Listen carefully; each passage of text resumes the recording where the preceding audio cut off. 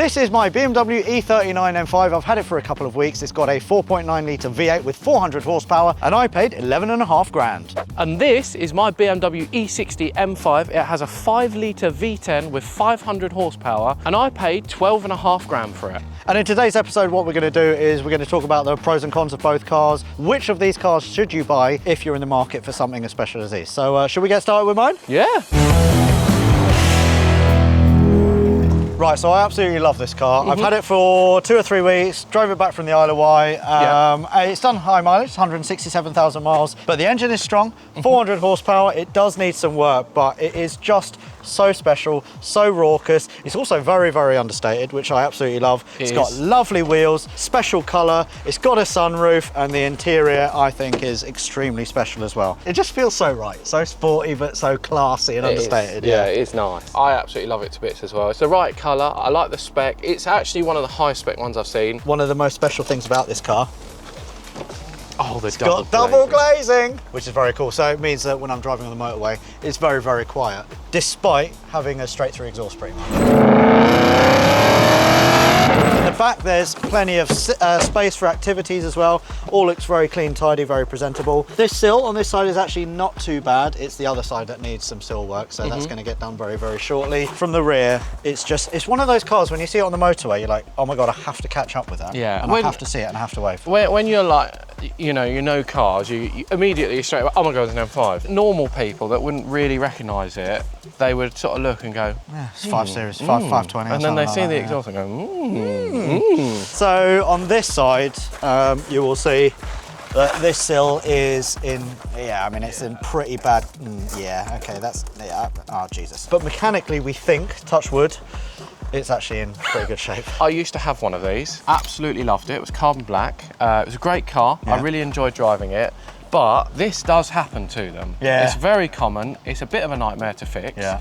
Which is why I've bought this. So you bought this because you didn't want to have rust. You wanted to have the whole headache of having a V10 engine. Yes. How much have you spent since owning this car on maintenance? Roughly. How much? £5,100 just on maintenance. And is it finished? Is it good now? No. What does it need? It needs a Vanos line fit into it because it's got about 150 less horsepower than it should have at the moment. So it's a what, 350 brake? Yes. So my E39 with a V8 has got 50 more brake. Yes, roughly. but crucially, it's not rusty. That's true, but I would rather have to deal with rust than have to deal with everything else. See, I'm the other way around. Are you really? Oh, I like a nut and a bolt. I don't like brown corrosion on my car. You also like ostentatious, big, flashy things, which is why you've bought this. Excuse me. Look at the big, flashy wheels. You've got the big grills, the big colour. I'm sorry. The apology accepted. That's not ostentatious. It is quite understated, but comparing these two cars, this is very big and flashy. Ostentatious. Your exhaust. No, that's just dumb. Looks-wise, what are we saying? I think they both look great. Personally, I prefer the look of this. Okay, because personally I prefer the look of this. Okay, so at least you know we're both happy at this point. I think the thing that baffles me the most is that there is a 5-year age gap between these cars. That is true. That is a 2005, that is 20 years old this year. Yeah. When these first came out, with the M6 as well, I thought, I don't really like the look of that. I'm a bit unsure, and I think a lot of people agreed. But now, I think it's aged fantastically. It's getting better and better. And both of these cars, correct me if I'm wrong, at the bottom of their depreciation curve. Yes. So if you want to buy either a V10 M5 or a V8 M5, do it now.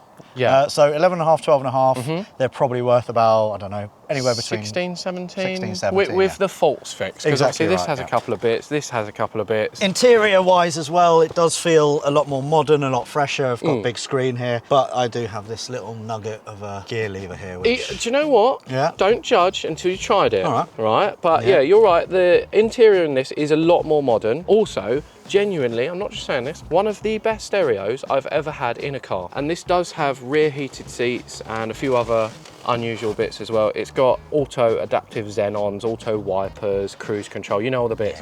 But crucially, unlike your car, this is actually fairly decent mileage. This has done 112k. Oh, okay. Yeah, so it's fairly low mileage. All these things are really boring though, when we're talking about M5s. No one wants to know about heated seats. or mileage. We want to have a look at the engines. That is so the big bit. I will pop yours. Would you like to pop mine, and then we'll have a little walk around We'll both? cross swords. Shall we start with the old clock first? The old clock, Which is my V8. So you will have seen in the initial collection video of this that we did have a quick walk around and talked about the pros and cons and everything like that. But as a reminder, 4.9 V8, 400 horsepower, naturally aspirated. Sounds to die for, fantastic torque as well. really talky. MPG wise, I was getting about 22, which I don't think's too bad. If you're buying one of these cars, you're not buying it for efficiency. You're not buying it for miles per gallon or costs. It's going to cost you a lot of money. Yes. It doesn't matter whether you buy an E39 or an E60. It's going to cost you a lot. So the MPG sort of out the window. But this is a more robust engine, am I right, than the V10? Yeah, that's a bit more delicate. That was originally designed by Formula One. I think it was Sauber Formula One team. Originally a bit of a Formula One style engine. They have similar-ish features like the Vanos and stuff like that, which they both tend to suffer with. But yeah, these are a little bit more robust. It's the bodies that tend to go first on these, like the sills and the jacking points and things like that aren't quite as strong. Which is what's going to get done on this car, which I'm very excited for. Should we have a look at that one? Let's have a little look. Yeah, let's have a little picture this, right? Yeah, go on. It's 2005. Yeah. You've just gone out and bought yourself a brand new 5 Series. You've driven it to the pub. Yeah. You want to show your mates. Oh. Look at that. Wow. So this is a 5-litre quad cam, variable valve timing V10. Sounds like a massive headache. It is a huge headache, and I know that because my purse in my back pocket is very aware of the existence of this car because I've spent a fortune on it since I've had it. Everything that I've done to it so far has been pretty much age related. Touch wood, I've not actually had any breakdowns in it or anything like that. A lot of it is just because it's 20 years old and things need to be replaced. But crucially, it's got no crash damage like yours. It's all solid, like there's any signs of accidents or anything like that. So I didn't mind one that needed a few mechanical bits. I wanted to buy one that had really good bodywork and hadn't been smashed up, because with both of these generations of M5, that's hard to find. Yeah, so with my V8, delimited, de-restricted top speed is around the 180 mark. Yep. This one's a bit more special, isn't it? Yeah, so this, when it came out, because of the gear ratios and stuff like that, it was known that de-restricted, it will do 200 miles an hour. Yes, that's insane. And it is mad. And do you know what? One day, I would actually like to test that. So you absolutely love this car. I do, yeah. I love that car as well. We also love the sounds that both cars make. We do, yeah. Should I cold start mine? I've only driven it from there to there. It's very, very loud at the moment, and later in this video, I'm actually going to get that sorted out. So, shall I do that? Yeah, let's have a little listen. I also have like naff all fuel. Yeah, same. Okay. So I actually drove here today with just under half a tank, and as I pulled in the gate, the fuel light came on. It's just, fuel, it's just rubbish. Well, I just sat in the car and there was no fuel. I was like, oh, bloody hell. You put a full tank in it last time you moved it. Yeah, exactly, yeah. Right, so let's close this. I'm actually going to stand slightly to one side. And bear in mind, this is going to get fixed because it's actually, for me, too loud. 3, 2, 1. Oh my! I actually forgot how loud it is. It's actually too loud. This microphone probably doesn't pick it up. No. It's really loud. Right, hold on. There you go. Is that better? So imagine me at home trying to start this. I can't. I have to push it off my driveway. It's no good. But it does sound. I'll give it a little tickle.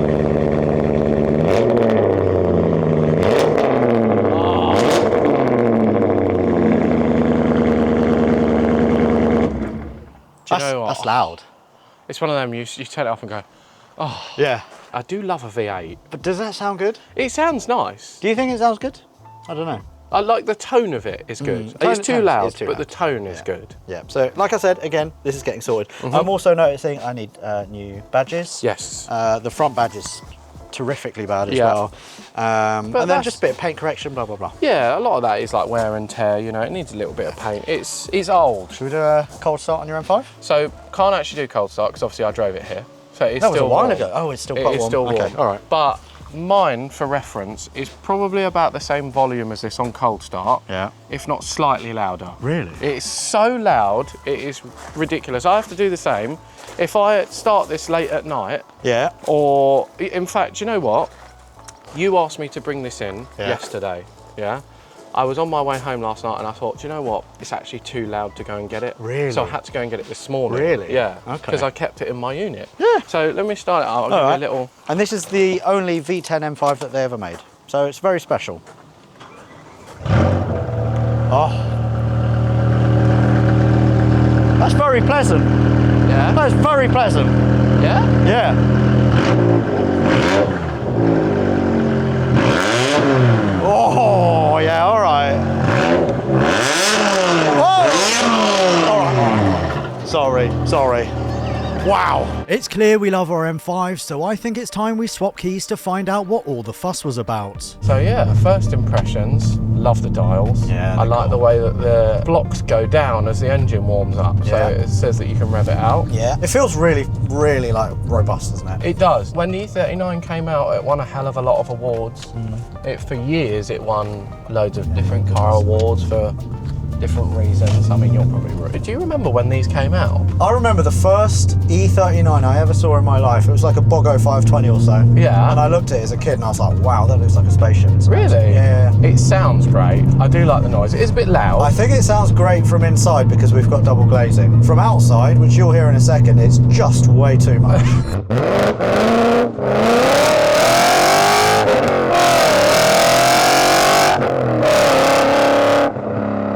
There is a bit of play in the gear linkage, which it really shouldn't have. It shouldn't have that slot. Yeah. It should feel really tight.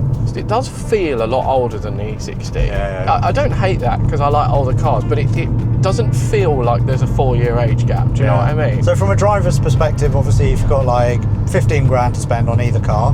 Yeah. Driver's perspective, the E60 is the one to go for. If you want something that's really dialed in, a bit tighter, and It really depends what gearbox you want. I'm a manual guy at heart. I love a manual gearbox, but since I've had that car, I've been really torn on the gearbox. I actually quite like the SMG. okay, yeah. I don't dislike it. It can be annoying at times, but I've heard it's annoying in town, but on track, It is, and yeah.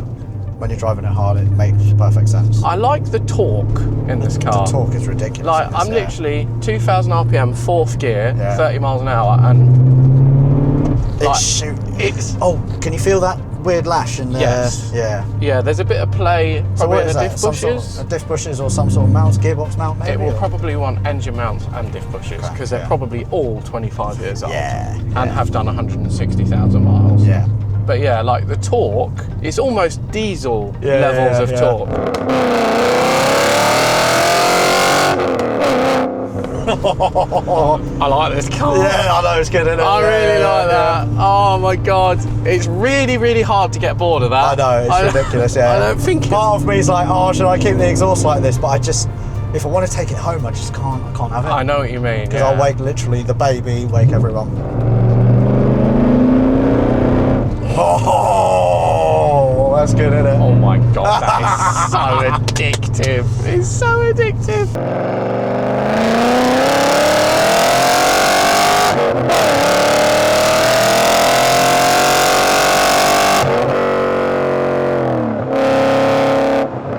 And now it was time for me to drive my first ever E60 M5. Do you see what I mean? Like, there's a lot more going on in here, Honestly, the interior is too busy for my liking. but there's not actually that many buttons. But all of this and these angles, They're there's window just switches. too many angles. No, but I don't like that. Oh, Hold on, let me get now that. that's the worst noise you can ever have in Yeah. an M5 is that bong. It's Yeah. the bong of doom. Bong of doom. Right, so before you drive, Yeah. I'll show you how the mode that I normally put it in when Okay, I drive sure. normally. Yeah. So you put your foot in a brake, Yeah. lock it into drive. Yeah. That's auto mode. When you've got it in set in 1, it sets off in 2nd gear, which I don't like. No. So I usually press it up 1 and then it automatically goes into 1st. And it makes the gear changes smooth, but it doesn't change up too quickly. Okay. I then press power, so you've Yeah. got full 500 brake, because obviously you can't drive around in 400 horsepower mode. And then that's it. So if you want to drive it in manual mode, you knock that over, or you change it manually with the flappy paddles. Or if you want to drive it in auto mode, you just knock it over again and it says D. So let me get this right. You get in your M5 that you've paid, I don't know, 70, 75,000 pounds for, whatever, Yeah. and you have to press a button to access the full 500 horsepower. Then if you don't, to. but yeah. Then if you want to start off in first gear, which is what you want to do, you have to press another button. I just want to get in and I just want to drive the car. You can do that, but this is just my personal preference. Where's the handbrake? There's the handbrake. It's just a conventional handbrake. Where's the handbrake? Shut up. And it's weird because it's a manual, but it's not a manual. Yeah. From one M5 to another M5. And as a reminder, both of these cars, bottom of their depreciation curves. Yeah. Both around 15 to 20,000 pounds. Yes. The question is, should you buy one now? Maybe not this one because we've only got, what, 350 brake or so? Oh, wow, okay. But it does feel rather urgent still. Yeah, what's a V10? Ooh, I do like that quite a lot. Yeah. And I've got paddles and I can use the gearbox as well, can I? Yes, I actually change gear a lot here. Woohoo! Oh! Yeah. Yeah, that's all right, that, isn't it? And it's like, it rev matches and I love that blip.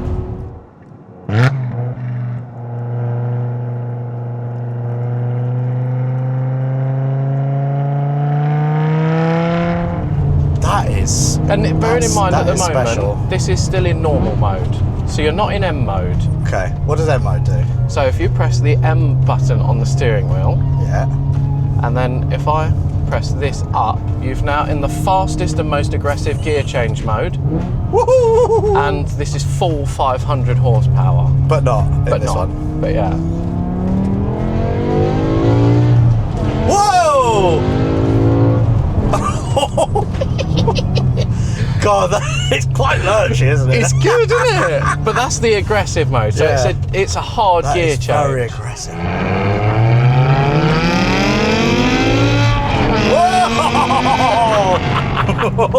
It's good, isn't it? It is good. That is good. That is a real party piece. That I do like that. The engine, exhaust note are also fantastic. The car feels really planted.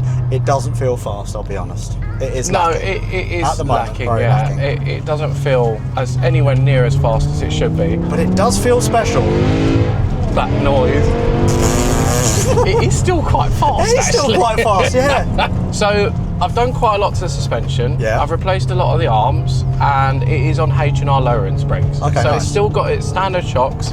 It's still got EDC, which is the adaptive dampers, which work, and they work really nicely. Steering is all original, and I've had the wheel alignment done. Okay, yeah. So it tracks straight, and it feels like quite planted. It does feel really good. It just sits on the road really nicely. The suspension is completely on point. There are no rattles or anything untoward.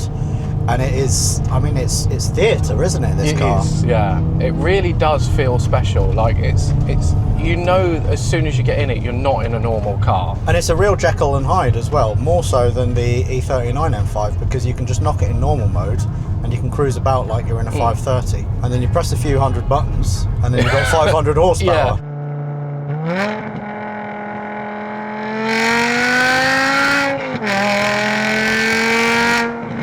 That's the thing, there is a lot going on, but you really can adapt it to how you drive. Yeah. If you get in it and take it out for a drive off the bat, you probably won't like it.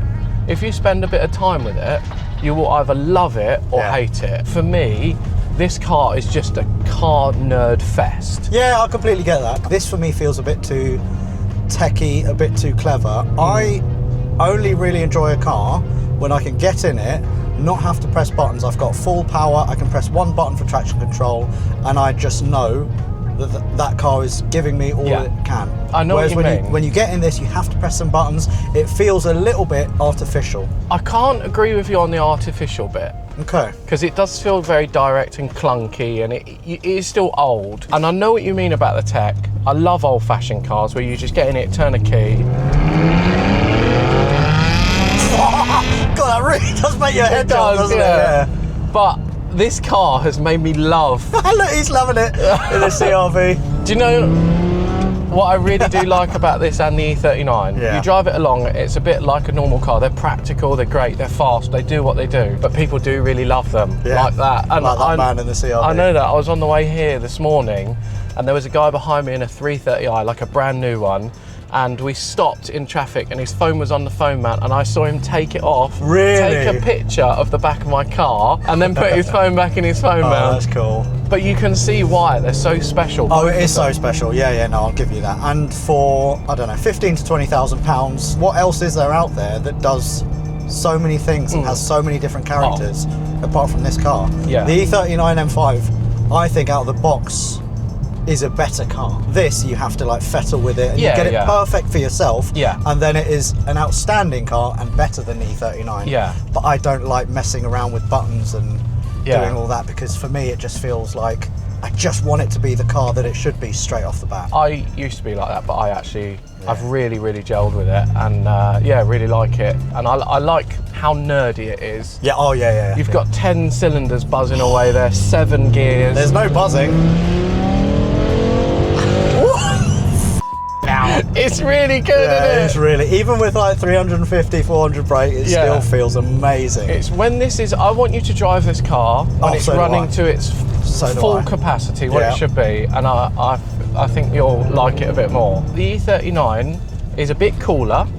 I don't think it drives as well. No. And I don't think it feels quite as special. No, I'll give you that, I like the retro factor. I like how it feels older. It's definitely cooler. Yeah.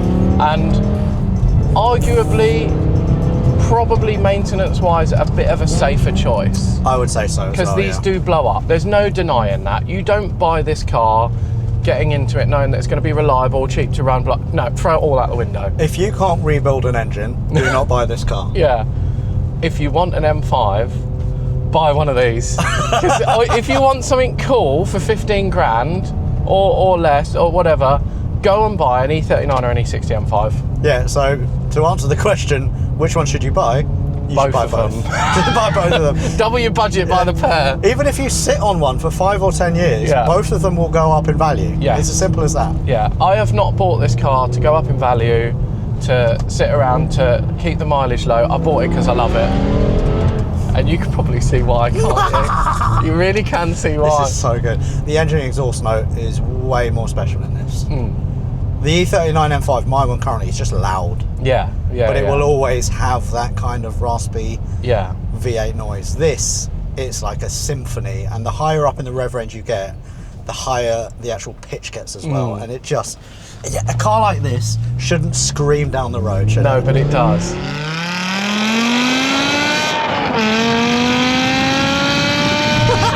It's a 4-door saloon! I know, it's mental. You could get one of these as a company car. It makes no sense, but we love it. We love that it exists, and I love that you've bought it. And I love that I've got an E39 M5 as well. I think we need to go on a little trip with these cars. I think so, yeah. So both of these cars, obviously, need a bit of work. You need to push a few more buttons and then unleash another 150 brake. I need some welding to be done. Do you know what I do like about this? Yeah. Because it's the only V10 M5, whenever someone sees it, I go, that's the V10. Yeah. That's the only information they've ever got about the car. It's the V10, yeah. So with my one, E39, when I was driving around and like pulling up and stuff, people came up to me and said, that's the last proper one, isn't it? It's a that's mechanical one, that's your proper one, that, yeah. Not before that, oh my.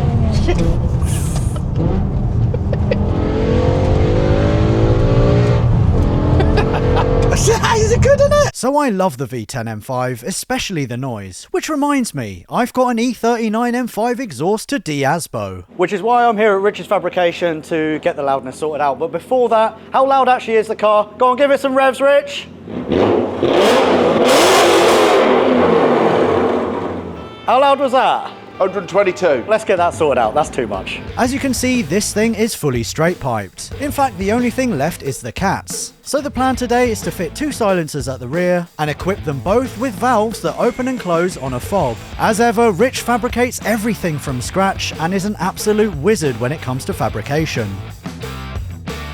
Right, so while Rich is cooking me up a less Asbo exhaust for the M5, I thought I'd give him a little mid-build treat just to say thank you. Rich? Yo. What's your favourite milkshake flavour? Probably banana. Banana, all right. Leave it with me, I'm going to sort you out. Give me a couple of minutes. And that's because Holy, who are sponsoring today's video, have now got great tasting, low-calorie, creamy milkshakes available in 5 flavours, including strawberry, caramel, vanilla, banana, and hazelnut. And making it couldn't be simpler as well. All you need to do is add some milk to your Holy shaker, grab either a sachet or a scoop of your milkshake flavour, your desired one. This one's obviously banana for Rich. Put the lid back on, give it a shake, and you're good to go. Let's find out what Rich makes of his banana milkshake. Honest opinions, you've never had this before. No. Bit of banana milkshake, what do you think? That's quite a good banana milkshake. Is it really? Okay, good. Nice and creamy. Low calorie as well. As for me, I've got my hazelnut milkshake over there. That's actually pretty good. Yeah? If that was made of ice cream, that would be an original Macca's. Really? Okay. High praise. There you go. The best bit is you'll get free milkshake sachets included if you order yourself a starter set deluxe. Pod filter not included. And if you use my code AutoAlex5, you'll get £5 off your first order, and for every order after that, you'll get 10% off using the code AutoAlex. Right, Rich, here you go, little present for you. Ow! Rich worked well into the night building the valve system from scratch, and after many hours and a lot of hot glue, the M5 was done. It is now 23:31, so you've been at it for 7.5 hours? 17 hours, because you're always late. Yeah, no, quite a while. We now have a valved exhaust on and off. You can probably hear it doing its thing, which is very, very cool. So I'm going to start it with the valve completely open. That sounds better already. It actually sounds a lot better already. So this is valve open, isn't it? All the valves open? Yeah. All right.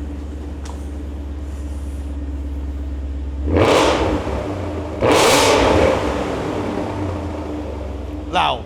117. 117, all right. And this is go home mode. Much better.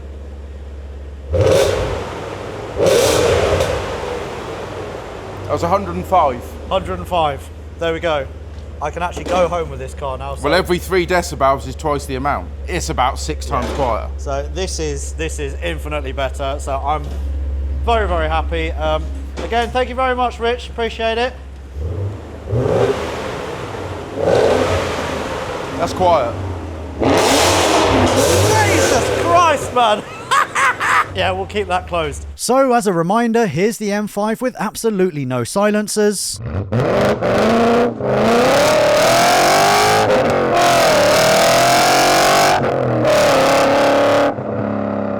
And the new valved exhaust with the valve fully open.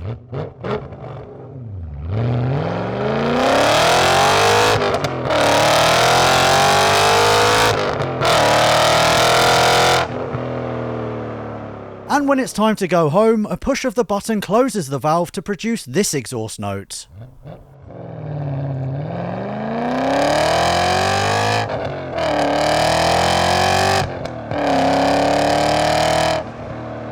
Much better. So now that my M5 is far less annoying, I wanted to find out from you guys which M5 generation you preferred. So I put up a poll on Instagram to find out. Interestingly, and out of almost 3,000 votes, the E39 M5 proved slightly more popular with 57% of your votes. General consensus is that the E39 is cooler, maybe because it's older, while the V10 M5 gets a lot of love for the exhaust note. And I couldn't agree more. The newer car is also sharper and more rewarding to drive, but for me, a manual gearbox, classic BMW looks, and a more reliable V8 are the way to go. Either way, these two cars are the best and coolest M5s ever made, so you really can't go wrong. Until the repair bills start coming. Anyway, let me know what generation of M5 you love most. And for now, thanks for watching, and please subscribe for more automotive financial mistakes.